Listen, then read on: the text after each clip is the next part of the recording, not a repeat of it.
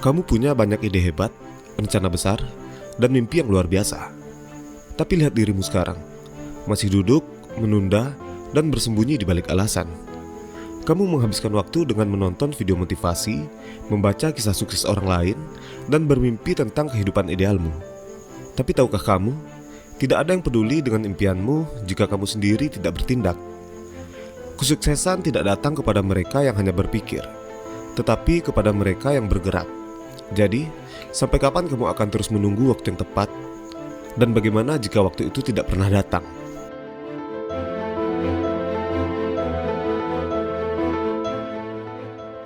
Ambisi besar sering dianggap sebagai salah satu kunci kesuksesan. Orang yang memiliki impian luar biasa diyakini akan mencapai sesuatu yang luar biasa pula.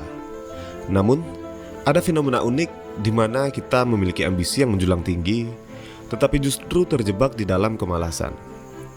Lalu mengapa ini bisa terjadi? Apa penyebabnya? Dan bagaimana cara kita keluar dari jebakan ini? Mari kita bahas di video berikut ini. Setiap orang pasti memiliki setidaknya satu impian besar. Kita ingin menjadi pengusaha yang sukses, penulis yang terkenal, ataupun seorang pemimpin yang berpengaruh.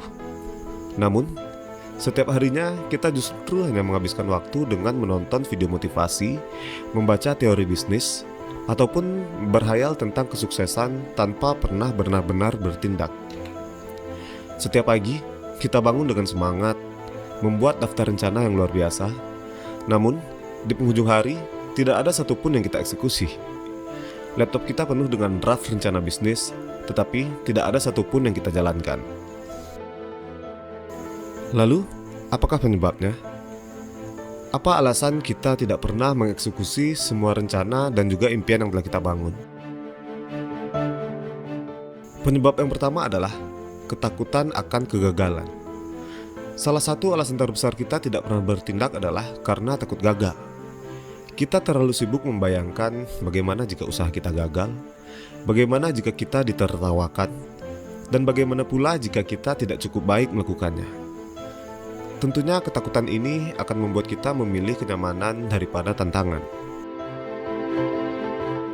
Penyebab yang kedua adalah overthinking dan perfeksionis. Kita selalu ingin segalanya sempurna sebelum memulai. Kita merasa harus memiliki rencana yang matang sebelum bertindak. Namun, alih-alih bertindak, kita justru terus-menerus memperbaiki rencana tanpa pernah mengeksekusinya. Penyebab yang ketiga, dopamin dari imajinasi. Membayangkan kesuksesan memberi kita kepuasan sementara.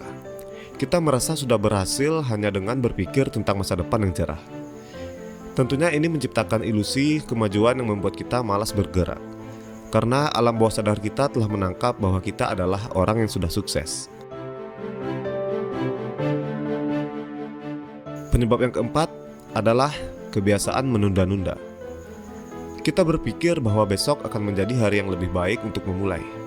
Namun, besok selalu menjadi besok yang lain. Kebiasaan ini telah tertanam begitu dalam hingga kita sulit untuk keluar dari siklus ini.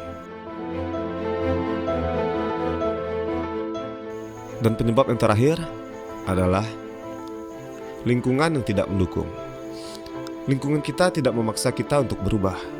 Kita dikelilingi oleh orang-orang yang nyaman dengan zona mereka dan tidak terlalu ambisius, sehingga tidak ada tekanan untuk bertindak, dan akhirnya membuat kita tetap stagnan. Lalu bagaimana cara mengatasi hal ini? Yang pertama, mulailah dari hal kecil. Kita menyadari bahwa menunggu kesempurnaan hanya akan menunda segalanya. Kita mulai dengan langkah kecil, seperti menulis satu halaman sehari, atau menjalankan ide bisnis sederhana tanpa menunggu segalanya menjadi sempurna. Yang kedua, mengatur lingkungan yang mendukung. Mulailah mengelilingi diri dengan orang-orang yang aktif dan produktif. Bergabunglah dengan komunitas wirausaha dan mulai belajar dari mereka. Dengan begitu, kita akan mengikuti kebiasaan-kebiasaan yang dilakukan oleh orang-orang produktif tersebut. Dan yang ketiga, menetapkan deadline dan akuntabilitas. Kita mulai menetapkan tenggat waktu untuk setiap proyek kita. Kita juga harus mencari teman yang bisa mengawasi progres kita. sehingga kita merasa bertanggung jawab atas apa yang telah kita lakukan. Cara yang keempat, dengan mengatasi overthinking dengan bertindak. Setiap kali kita mulai overthinking, kita harus memaksakan diri untuk langsung bertindak, melakukan hal-hal yang lebih positif. Kita harus sadar bahwa tidak ada langkah yang sempurna, tetapi yang penting adalah kita tetap harus bergerak dan memulainya. Dan cara yang kelima adalah kita harus memahami bahwa kegagalan adalah bagian dari proses. Kita belajar untuk menerima bahwa kegagalan adalah bagian dari perjalanan. Setiap kesalahan adalah pelajaran, bukan alasan untuk berhenti. Yang penting, kita tetap harus mengevaluasi setiap kesalahan yang pernah kita lakukan, agar tidak terulang kembali di kemudian hari. Dengan menerapkan hal-hal tadi, dalam waktu 1 tahun, kita mulai melihat perubahan dalam hidup. Kita mungkin belum mencapai puncak kesuksesan, tetapi jika kita bergerak, maka kita akan maju sedikit demi sedikit. Entah itu di dalam bisnis ataupun karir yang mulai meningkat. Yang paling penting, kita tidak lagi terjebak di dalam kemalasan. Kesimpulannya adalah, ambisi tanpa tindakan hanyalah sebuah ilusi.